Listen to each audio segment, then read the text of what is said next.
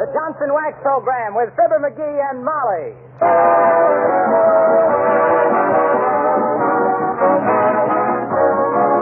The makers of Johnson's Wax and Johnson's Self-Polishing Glow Coats present Marion and Jim Jordan as Fibber, McGee, and Molly, with Bill Thompson, the King's Men, and Billy Mills Orchestra. The show opens with, "Ooh, What You Said."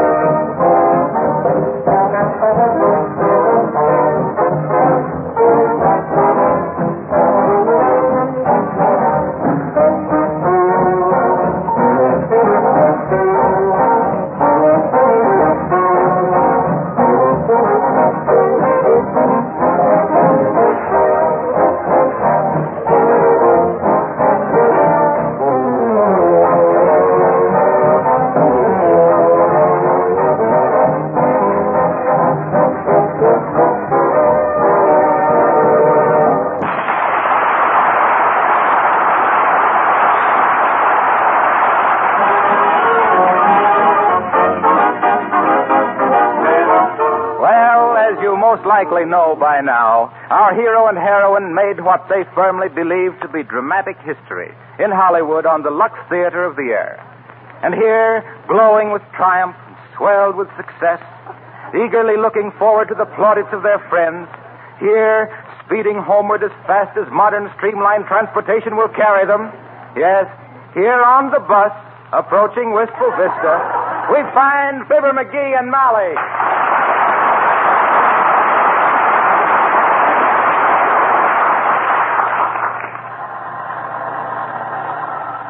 Any sandwiches left, Molly?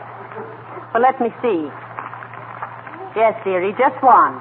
Boy, it's lucky we're almost home. We'll just about make it. Just one sandwich, you say, huh? Yes. Do you want it, McGee? Oh, no. You go ahead and have it. No, you have it. No, you. No, you. Oh, stop this. Why don't you have it, Molly? Well, I don't know. Aren't you hungry? Oh, I can wait. Well, so can I. What kind of a sandwich is it, Molly? I'll take a look. It's ham. Oh, ham, huh?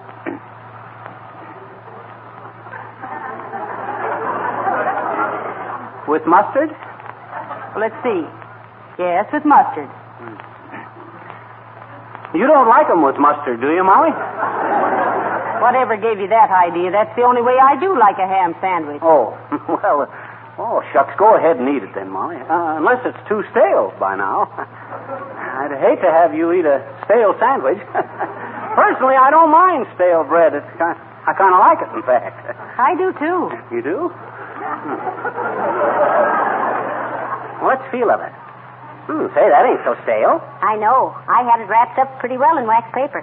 There's nothing like wax to preserve things, is there? That's what I hear, and from a very reliable source, too. They say that... Oh, heavenly days, McGee, let's quit stalling. Here, eat the sandwich. Oh, no, I ain't gonna. You eat it. But quit waving it at me. Well, don't shove my hand away like that. Oh, look out now. Oh, shucks, you dropped it on the floor. I'll get it. McGee, leave it lay. It's all dirty by now. I know it. I just wanted to shove it under the seat so we wouldn't trample all over it. Can't still understand this sandwich under the seat at all.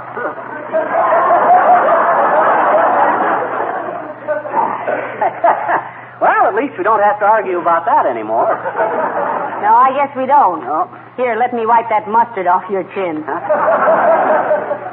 Part of it must have flew up and hit me in the face. Oh, look, we're getting close to town, McGee. How can you tell? We're sideswiping more cars. Well, the old town hasn't changed much since we've been away. We've only been gone a week, foolish. Huh? Oh, yes. Well, it's been a wonderful experience. Working with all them actors. Oh, yes, indeed. Cecil B. DeMille. Yes. Did you hear DeMille asking my advice about directing? No, I didn't. Why should he ask your advice about directing? Oh, I don't know, but he did. He says, look here, Sonny, don't you think this would be a better play if you just turned one page of the script at a time? And I says, why, yes, Cecil, I says, I believe it would, he says. And he says, okay, put that taffy apple away till after rehearsal. Your pages are getting all stuck together. And I says, now... Oh, never mind now, never mind. I think we're getting close to home, dearie. It's time to put the dark glasses on and get out our fountain pens, huh? Fountain pens? Certainly, autographs, you know. Oh, yes. Now I know how a genuine actor feels, Molly. So do I. How? Hungry. Let's go up and ask the driver how much farther we have to go, McGee. Okay. Come on. One side there, sis. Get out of the aisle. We want to get past. You didn't say please, I bet you. Please. I said, oh, well, where'd you get on, sis? On the front end, through that little door. No, I didn't mean that. Well, you must have. That's the only one there is, I bet you. Dad, ratted, I wasn't talking about how you got on. I meant where. Sis, sometimes I think you do this just to befuddle me. Sure. Go on. I'll bet you don't even know what befuddled me. I bet you I do, I bet you. Hi, diddle, diddle, the cat and befuddle. That's the fiddle. What is? Befuddle. You mean the fiddle's befuddle or befuddle's the fiddle? I mean Look, sis, as the football player said when they flunked in geometry, I think we better drop the subject. You know where we've been? No. You don't? Oh, come on now, guess. No. You must have seen the labels on our suitcase. No. Sis, do you mean to stand there with your little mouth full of ticket stubs and tell me you don't know where we've been? Yes. Oh, then you do know. No. What? Look, sis, we've been clear out in Hollywood. Well, don't you believe me? No, there isn't any such place, I bet you.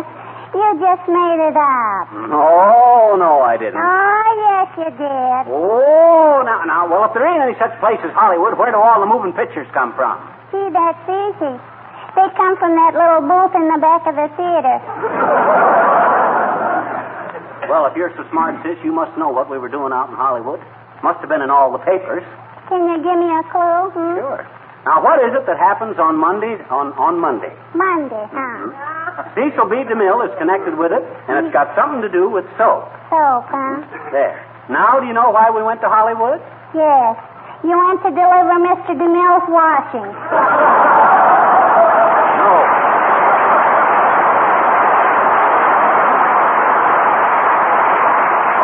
Well, come on, dearie. You can't make an impression on anything that small. I'll bet she's cute out in the garden in her little sunbonnet, giving the bees and the flowers the lowdown on life. Say, McGee, do you want me to talk to the driver, or will you? Oh, you ask him, Molly. Men drivers are more used to having women talk over their shoulders. All right. Oh, driver. No, lady, we don't stop again until we get to the station and then... But now, driver. You should have thought of that in the last stop. Now get back and sit down until we get in... Now, take it easy, Bud. We just wanted to know how... Wistful Vista. All right. Wistful Vista. Come on, McGee. I'll take the paper bags and you bring the suitcase. And be careful now, that rope is coming a little loose. Hey, Molly. Look, over there at the railroad station. What's all the excitement?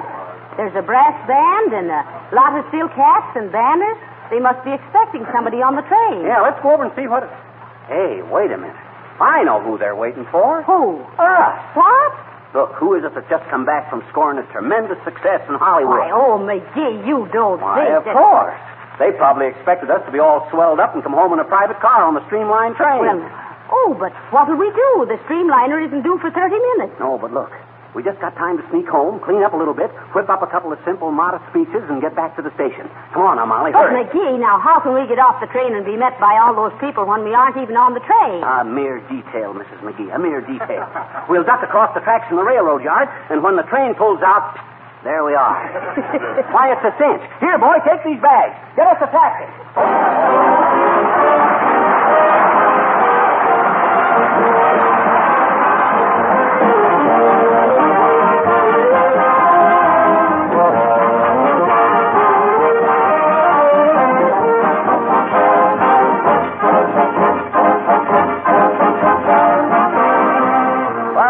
For Fibber and Molly to return, I'd like your attention for just a minute. Here's some great news from Racine. Listen to this letter. It reads, "Don't forget to tell our listeners about the new consumer dividend we have just declared for all our loyal customers. A dividend of 1/3 more for their money when they buy Johnson's self-polishing glow coat and Johnson's paste or liquid wax. Tell every housewife that right now on most dealers' counters, she will find extra large packages of glow coat and Johnson's wax containing 1/3 more than the regular sizes. She pays only the regular price. The extra 1/3 is her free consumer dividend. Tell her we declared this dividend in appreciation of the way she has been buying these famous polishes. This offer is good on all important sizes, pints, pounds, quarts, gallons, and so forth, but only while the supply of these extra large packages lasts.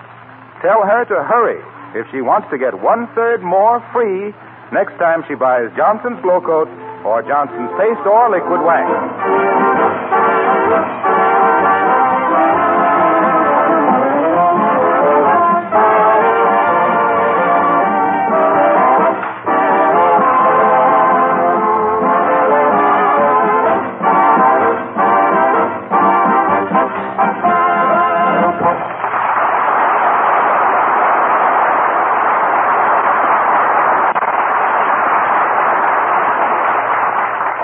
Molly, we ain't got much time. Did you find me a clean shirt? Yes, I laid it on the bed, dearie. Did you find yourself a bite to eat? Yep, and I found a half a cake in the bread box.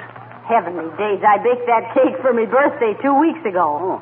Wasn't it pretty dry? Yeah, it was too dry to eat, but the candles were good.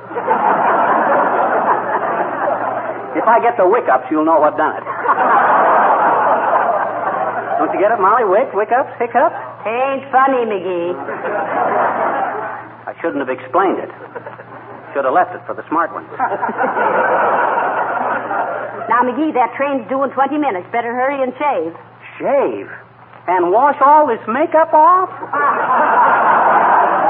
Well, then, Mr. Muni, if you're going to leave that makeup on, you better touch up your eyeshadow a little. Why, what's the matter with it? I had the best makeup man in Hollywood apply that there eyeshadow there. That was quite a while ago, dearie. It isn't quite even now. Huh? Your right eye looks dreamy and your left eye looks sinister. Oh, I'll tell them I was playing a dual role. I'll say, how about my speech? I suppose I got to say something to the welcoming committee. Well, you Let's should. see now. Yeah. Folks, that's kind of homey and democratic. Yeah. Folks, I wish to thank you for this tremendous ovation on behalf of myself and my supporting cast, Molly McGee. We're glad... Where do you get that supporting cast? What am I, a splint on a broken leg? Oh, well, shucks, this is just tentative. Oh, dear, don't answer it. I'll peek through the curtains. Oh, it's Billy Mills and Uppy. Shall I let him in? No. Goodness, no. She's too gabby. We'd never get to the station. Why does she keep coming around here anyway? We don't encourage her any. To her, we're just common people. Search me. Water ought to seek its own level, even if it is just a big drip. Hey, take a peek at the tender way she hangs on the Mills, will you? Yeah. Like she was a campfire girl and he was her marshmallow.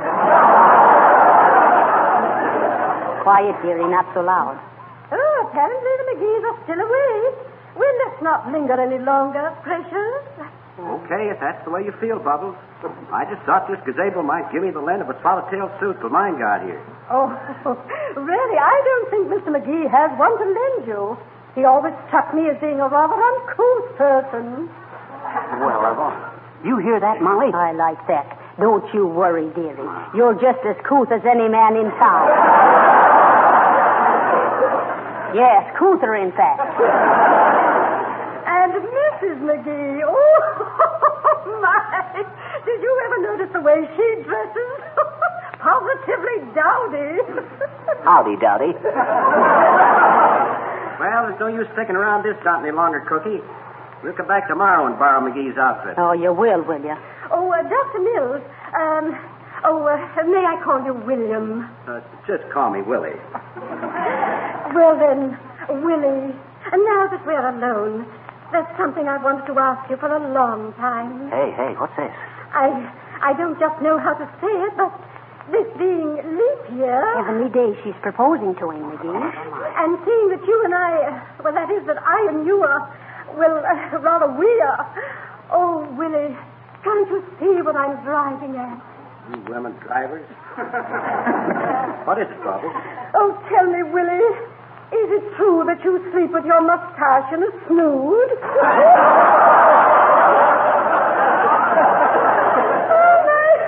Well, come on, Maestro.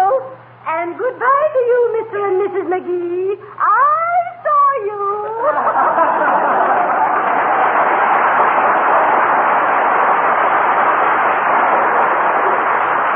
Why, McGee, they knew we were here all the time. The dirty eavesdroppers.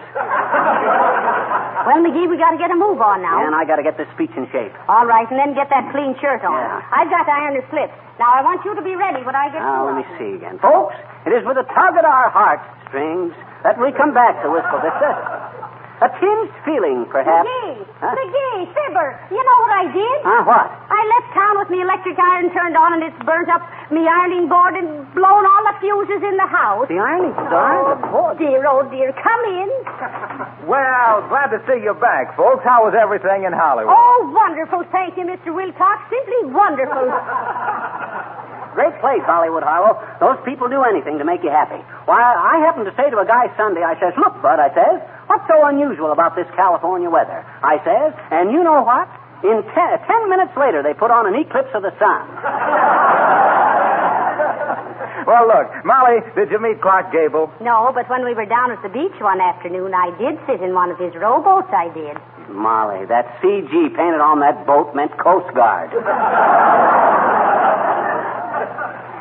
But if you'll excuse me now, Harlow, we got to get going because What's your hurry? Well, confidentially, there's a big crowd at the railroad station to welcome us, Mr. Wilcox. Yeah, they didn't know we were coming home by bus, and I ain't even got my speech ready. I got to get going. Well, hey, wait a minute. I can help you with your speech, Fibber. I've spoken from practically every floor in town. Oh. Now, look, Fibber, all you have to do is be straightforward, sincere. Let them see that success hasn't changed. Oh, I thought of that. And then say something like, folks, we know that one big broadcast is not a real test of our dramatic ability. Fine. Why, we've no more than scratched the surface. Look out. And surface scratches on floors and furniture can easily be avoided by using Johnson's wax. The finest protection that money can buy for all wood surfaces. Good housekeepers everywhere say that Johnson's wax is the greatest... Where are you going, Fibber? I'm going to see if I can have as much success changing my shirt as you have changing the subject. Okay. I try to give you a little friendly help, and you walk out on me. So you've gone Hollywood, eh?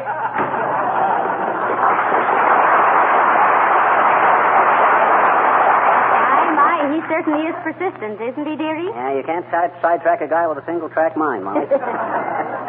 Where'd you say you put my shirt, Molly? On the bed, dearie. And while you hurry and change, I'll make a quick cup of coffee. Oh, no, I can't either. There's no electricity. Dad, rat it, we got more stops than $1 million pipe organ. I said that line right.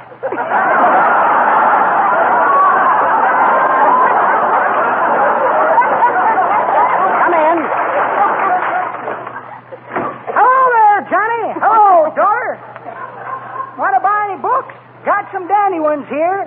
Here's a good one by James Joyce. Smart young feller. Writes nothing but double talk. No, thank you, Mr. Oldtimer. I don't believe we want any books today. Hey! We don't have much time for reading these days, my good fellow. Theatrical work, you know.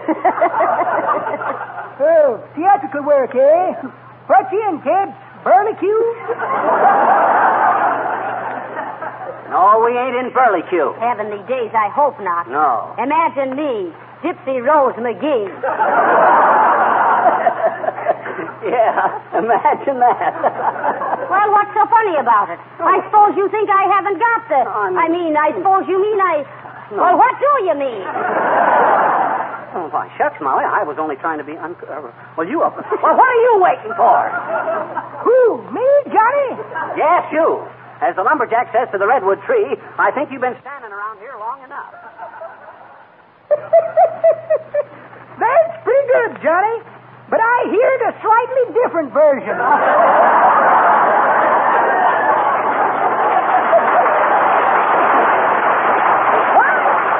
In a slightly different version I heard, one feller says to t'other feller, say, he says, I see where this Fibber, McGee, and Molly have been on the air for Johnson's Wax 5 years next week. That's so, says t'other feller.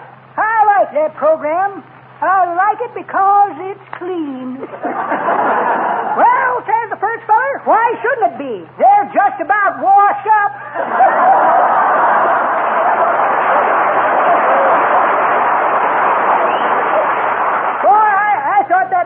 Say, if you kids are in show business, how about buying a good scrapbook? Oh, that's an idea, McGee, a scrapbook. Now you're talking, old-timer. Give us the best one you got. Here you are, Johnny. $2. Thanks. Here's $2. Much obliged. For 50 cents more, I'll leave my right thumb for a bookmark. So long, kid.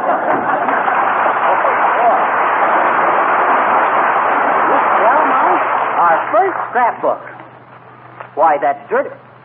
Why, what's he mean, scrapbook? Why, what is it? Look. How to box in 10 easy lessons. The King's Men singing a medley from Pinocchio. Why does the gay little dicky bird sing? Tweet, tweet, tweet, tweet, tweet, tweet. Who puts the sing? It's the butterfly's wing. What's the reason for the smile of the troubadour? Why does the breeze have a barrel of fun? Ooh, ooh, ooh. Even the bee who's the son of a gun. Here's the wherefore and the why. They got no strings, neither have I got no strings to hold me down, to make me fret or make me frown. I had strings, but now I'm free. There are no strings on me. Hi-ho, the merry-o. I'm as happy as I can be, and I want you all to know nothing ever worries me. I've got no strings, so I have fun. I'm not tied up to anyone. How I love my liberty. There are no strings on me. Happy little chap with a feather in his hat. So they made me of wood. I never give a rap. Always doing good as a little puppet should, chasing each gloomy day away. Little wooden feet, and there's a little wooden seat in case you fall. Little do you know, and yet it's true that I'm mighty fond of you. Funny little toy, go play your part. Bring a little joy to every heart. Never let a single tear be shed. My little wooden head. The reason why I'm shouting hi-ho, the merry-o. Nothing ever bothers me. I want the world to know there are no strings on me. Oh, got no strings. I have fun. I'm not tied to anyone. How I love my liberty. There are no strings, there are no strings, there are no strings, no strings, no strings on me, me.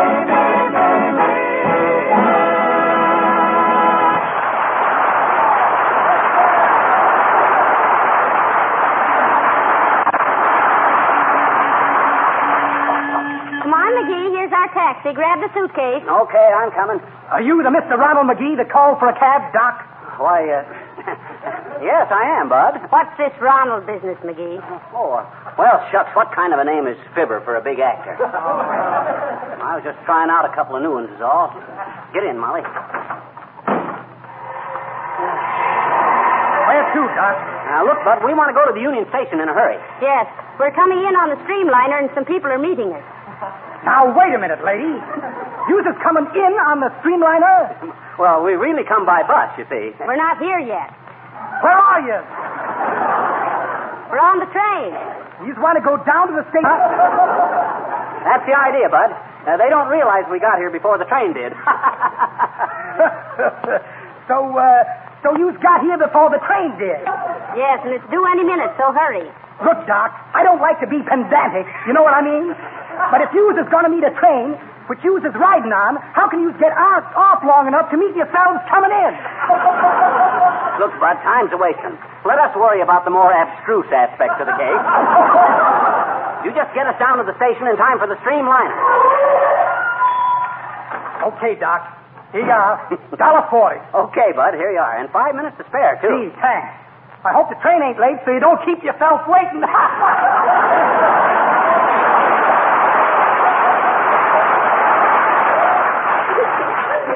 Come on, Molly, we'll sneak around this way and walk a block or so up the track. Oh, look, McGee. Huh? They're raising the welcome banners. The train must be about due. Aren't you excited, dearie? Oh, yeah, kind of. Folks, we're glad to be back among with you. Or no. Folks, this tremendous ovation... Oh, come on, Molly, let's sneak a little closer to the crowd. There's so many we won't be noticed. Keep your hat down over your eyes, dearie, so they won't recognize you. Okay. They're so happy to welcome us back, it'd be a shame to spoil everything for them. Sure. Have they got our names spelled right on them banners? Well, I don't dare look, McGee. I don't want to be seen. Isn't that just coming along the way now?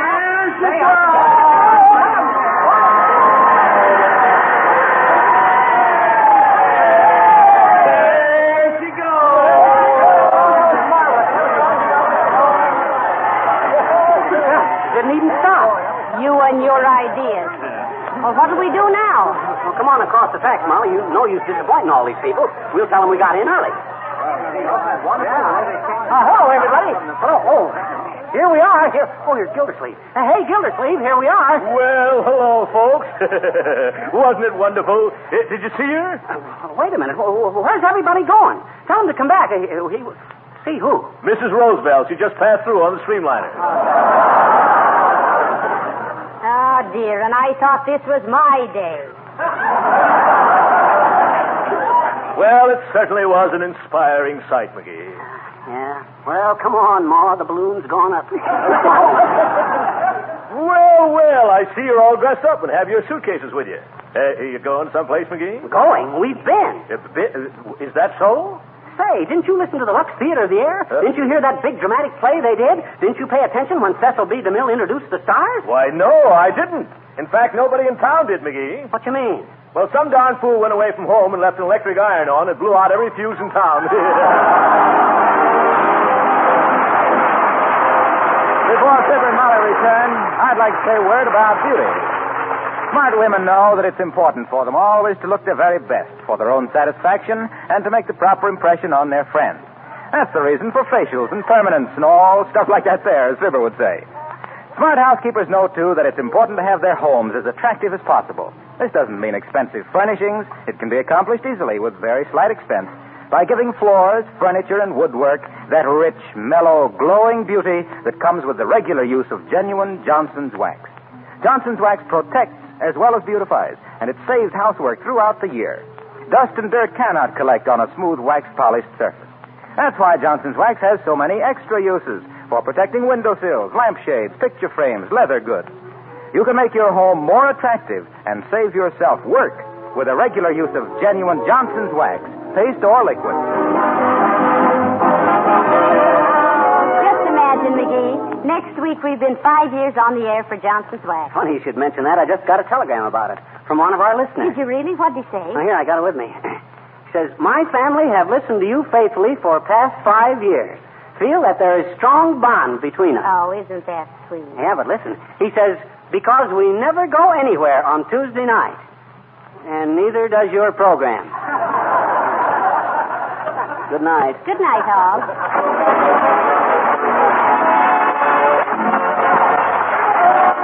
This is Harlow Wilcox, speaking for the makers of Johnson's Wax and Johnson's Self-Polishing Glow Coat, inviting you all to join us again